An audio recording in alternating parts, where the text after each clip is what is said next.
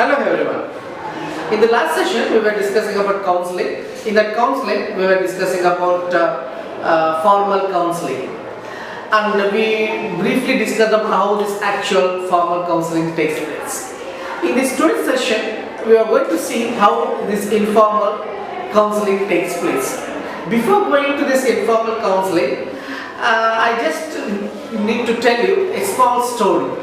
ನಿಮಗೆಲ್ಲ ಒಂದು ಸಣ್ಣ ಕಥೆನ ಹೇಳಲಿಕ್ಕೆ ಇಷ್ಟಪಡ್ತೇನೆ ನಾನು.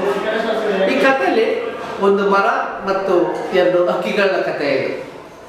ಇಲ್ಲೇನಾಗುತ್ತೆ ಅಂತ ಹೇಳಿದ್ರೆ, ಒಂದು ಹಕ್ಕಿ, ಗಿಣಿನವಿರ್ಬೋದು, ಯಾವುದೋ ಒಂದು ಹಕ್ಕಿ ಮೊಟ್ಟೆ ಇಡೋ ಒಂದು ಸ್ಥಿತಿಗೆ ಬರುತ್ತೆ. ಆಗ ಆ ಒಂದು ಹೆಣ್ಣು ಹಕ್ಕಿ ಮತ್ತು ಗಂಡು ಹಕ್ಕಿ ಹೋಗಿ ಮೊಟ್ಟೆ ಇಡಲಿಕ್ಕೆ ಒಂದು ಮರನ ಕೇಳ್ತದೆ, ನಿಮ್ಮ ಮರದಲ್ಲಿ ನಮಗೆ ಜಾಗ ಕೊಡ್ತೀಯಾ, ನಾವೊಂದು ನಮ್ಮ ಮೊಟ್ಟೆ ಇಟ್ಟು ನಾವು ಮರಿ ಮಾಡಬೇಕು ಅಂತ ಹೇಳಿ. ಆಗ ಮರ ಹೇಳುತ್ತೆ, ಇಲ್ಲ ನನಗೆ ಜಾಗ ಕೊಡೋಕ್ಕಾಗಲ್ಲ ಅಂತ ಹೇಳಿ. ಆಗ ಈ ಮರಗಳ ಹಕ್ಕಿಗಳಿಗೆ ತುಂಬ ಸರ್ಪ್ರೈಸ್ ಆಗುತ್ತೆ. ಇದು ನ್ಯಾಚುರಲಲ್ಲಿ ಎಲ್ಲಿ ಯಾರು ಬೇಕಾದ್ರೂ ಯೂಸ್ ಮಾಡ್ಕೋಬೋದು, ಬಟ್ ನೀನ್ಯಾಕೆ ಬೇಡ ಅಂತಂತಿದ್ಯಾ ಅಂತ ಹೇಳುತ್ತೆ. ಬಟ್ ಆ ಕ್ಷಣದಲ್ಲಿ ಆ ಮರ ಏನಾಗುತ್ತೆ, ಮೌನವಾಗಿ ನಿಂತಿರುತ್ತೆ. ಬಟ್ ಈಗ ಇಲ್ಲ ಅಂತಂದ್ಮೇಲೆ ಬೇರೆ ಕಡೆ ಹುಡುಕ್ಬೇಕಲ್ಲ. ಸೊ ಅವೆರಡು ಮರಗಳ ಪಕ್ಕದಲ್ಲಿದ್ದಂಥ ಇನ್ನೊಂದು ಮರನ ಹೋಗಿ ಕೇಳುತ್ತೆ. ಆಗ ಇನ್ನೊಂದು ಮರ ಏನು ಹೇಳುತ್ತೆ, ಧಾರಾಳವಾಗಿ ಆಯ್ತು, ನೀವು ಇದ್ಕೊಂಡು ನೀವು ನಿಮ್ಮ ಒಂದು ಮೊಟ್ಟೆ ಇಟ್ಟು ನಿಮ್ಮ ಸಂತತಿನ ಬೆಳೆಸಿ ಅಂತ ಹೇಳಿ ಒಂದು ಪರ್ಮಿಷನ್ ಅನ್ನು ಕೊಡುತ್ತೆ. ಅದು ಒಂದು ಪ್ರೋಸೆಸ್ ಸ್ಟಾರ್ಟ್ ಆದಾಗ ಏನಾಗುತ್ತೆ, ಕೆಲವು ದಿನಗಳ ನಂತರ ಅದೇನಾಗುತ್ತೆ, ಒಂದು ದೊಡ್ಡ ಪ್ರವಾಹ ಬಂದು ಈ ಪರ್ಮಿಷನ್ ಅನುಮತಿ ಕೊಟ್ಟಿಲ್ಲದಂಥ ಮರನ ಕೊಚ್ಕೊಂಡು ಹೋಗ್ತಾ ಇರುತ್ತೆ. ಆಗ ಈ ಹಕ್ಕಿಗಳು ಆ ಮರನ ನೋಡಿ ನಗಾಡ್ತವೆ. ನಗಾಡೋದು ಅಂತಂದ್ರೆ ದೇವರು ಇರೋದು, ಅವ್ನು ಹೇಳ್ತಾನೆ, ಹಕ್ಕಿಗಳು ಹೇಳ್ತವೆ, ದೇವರು ಇರೋದು ನಿಜ, ನಮಗೆ ನೀನು ಮೊಟ್ಟೆ ಇಕ್ಕಿ ಮರಿ ಮಾಡಲಿಕ್ಕೆ ಅವಕಾಶ ಕೊಡಲಿಲ್ಲ, ಇವತ್ತು ನೀನು ಹೆಂಗೆ ಹೋಗ್ತಾ ಇದೆಯಾ ನೋಡು ಕೊಚ್ಕೊಂಡು ಅಂತ ಹೇಳುತ್ತೆ.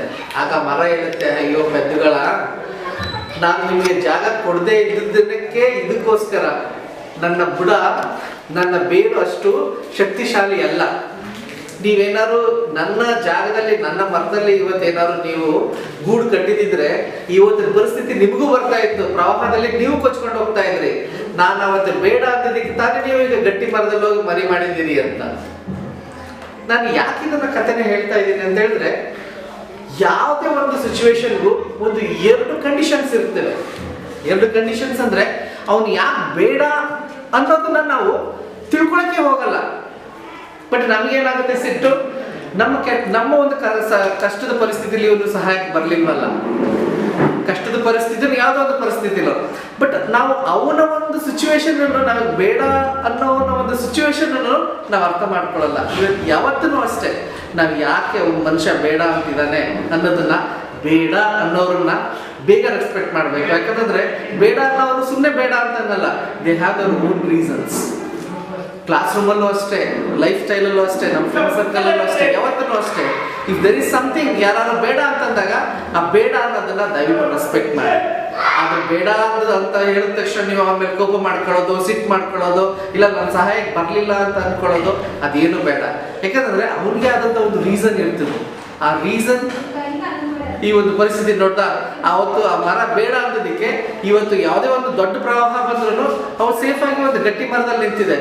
ಅವತ್ತು ಇವನು ಹೂ ಅಂತೇಳಿ ಇವನು ಮರದಲ್ಲಿ ಕೂರಿಸ್ಕೊಂಡಿದ್ರೆ ಅದ್ರ ಮರಿ ಮೊಟ್ಟೆ ಎಲ್ಲ ಪ್ರವಾಹದಲ್ಲಿ ಕೊಚ್ಕೊಂಡು ಹೋಗ್ತಾ ಇತ್ತು. ಸೊ ಈ ಒಂದು ನೀತಿ ಕಥೆನೆ, you need to think of both the side, why he said no ಅನ್ನೋದನ್ನ ಯಾವತ್ತೂ ಅಷ್ಟೇ. ಯಾವುದೇ ಪರ್ಸನ್ ನೋ ಅಂತನಲ್ಲ, you need to understand his situation, why he saying no. No is a very strong word. ನೀವು ಸುಮ್ಮನೆ ಫೇಕ್ ಪ್ರಾಮಿಸಸ್ ಇದು ಮಾಡೋಣ, yes we can do it ಅಂತ ಹೇಳ್ತಾರಲ್ಲ, ಎಸ್ ಅನ್ನೋದು ಇಟ್ಸ್ ವೆರಿ ಡೇಂಜರಸ್. ನೋ ಅನ್ನೋದು it's very strong. Always we need to tell the students, what ever the situation, whichever the situation, when you are not able to understand or when you are not able to, ಯಾವುದೋ ಒಂದು situation ಇರ್ಬೋದು, ನಿನ್ಗೆ ಆಗ್ತಾ ಇಲ್ಲ ಅಂತಂದ್ರೆ ಅದು strong ಆಗಿ ಅವರು ನೋ ಅಂತ ಹೇಳ್ಬೇಕು. ಈ ನೋ ಅನ್ನೋದು ಅದೇ ಹೇಳ್ದಲ್ಲ, this is the universal truth. So ಇದನ್ನ ಹೇಳ್ತಾ ಐ ಥಿಂಕ್ ಈ ಕಥೆಯಲ್ಲಿರೋ ಒಂದು ನೀತಿ ಕಥೆನ ನೀವು ಅರ್ಥ ಮಾಡ್ಕೊಂಡಿದ್ದಾರೆ ಅಂತ ಹೇಳ್ತಾ, ನಾವು will move on to the informal counselling. ಇಲ್ಲಿ ಇನ್ಫಾರ್ಮಲ್ ಕೌನ್ಸಿಲಿಂಗ್ ಅಂತ ಹೇಳಿದ್ರೆ, as we said, it's just providing a guidance or helping a person who is psychologically stressed or psychologically who needs help.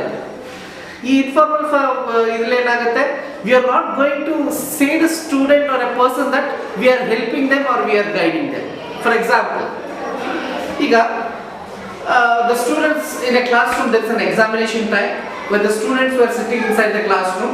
When a teacher passes through the corridor and he sees few students were completely stressed because of the examination paper or whatever the examination situation, she understands and directly goes to the near the students and she tells, you need not worry on these exams. The exams are just a part of learning process. You write how much you know it. Good luck, you can do better. ಅಂತ ನಾವು ಏನು ಹೇಳ್ತೀವಿ, that boosts the energy of students. Here the situation is very clear. The teacher is not telling that he is guiding or helping a student psychologically to overcome his stress of examination, but he is doing it. So the informal counseling is one of the best, as per my understanding, is the best counseling, because we are not going to give any inputs or any idea that that particular student is undergoing a counseling. Illenagutte anta helidre, we will be helping him, we will be guiding him, but we are not going to say that you have this problem because of we are doing this. Ee process alli enagutte, you need a lot of time. You need a lot of time and you need a lot of situations that you need to deal with that particular student or a person. ಯಾಕಂದ್ರೆ ನಮಗೆ ಒಂದಷ್ಟು information collect ಆಗಿದ್ರು, we need to be there with him always, because we are not saying that ಈಗ formal function ಏನಾಗುತ್ತೆ, we'll have a structured time, structured space, so he is going to come and sit there and we are going to counsel. ನಾವು counselling ಮಾಡ್ತೀವಿ, but ಇಲ್ಲೇನಾಗುತ್ತೆ, we don't say that there is no structured place. ಆ counselling ground ಅಲ್ಲಿ ಆಗ್ಬೋದು, class room ಅಲ್ಲಿ ಆಗ್ಬೋದು, ಮನೇಲಿ ಆಗ್ಬೋದು, staff room ಅಲ್ಲಿ ಆಗ್ಬೋದು, it may be anywhere. So ಈ ಪ್ರೋಸೆಸ್ಗೆ ಏನಾಗುತ್ತೆ ಅಂತಂದ್ರೆ, ಸೊ ಇಲ್ಲಿ ಏನಾಗುತ್ತೆ ಅಂತ ಹೇಳಿದ್ರೆ, ಫಸ್ಟ್ ನಾವು the information collection is very important. Why this particular student is like this ಅಂತಂದ್ರೆ, ಯಾಕೆ ಈ ತರ ಬಿಹೇವ್ ಮಾಡ್ತಾ ಇದ್ದಾನೆ ಅಂತ ಹೇಳಿ. ಸೊ ಒನ್ಸ್ ನಾವು ಆ ಇನ್ಫಾರ್ಮೇಶನ್ ಎಲ್ಲ ಕಲೆಕ್ಟ್ ಮಾಡ್ಕೊಂಡ್ಮೇಲೆ, based on that information, why he behaves very weirdly in a particular class, why he behaves very weirdly outside the classroom, why he behaves very weirdly, it's a very weird anta helidre, it's like an undesirable characteristics, traits. ಈ undesirable ಅಂದ್ರೆ ನಮಗೆ ಇಷ್ಟವಾಗದಂತಹ ವೇಳೆ ಒಂದು particular student ಏನ್ ಮಾಡ್ತಾ ಇರ್ತಾನೆ, behave ಮಾಡ್ತಾ ಇರ್ತಾನೆ. ಈ ಒಂದು ಬಿಹೇವಿಯರ್ ನಾವು ಚೇಂಜ್ ಮಾಡಬೇಕು ಅಂತ ಹೇಳಿದ್ರೆ, this is the way what I think, this informal counseling.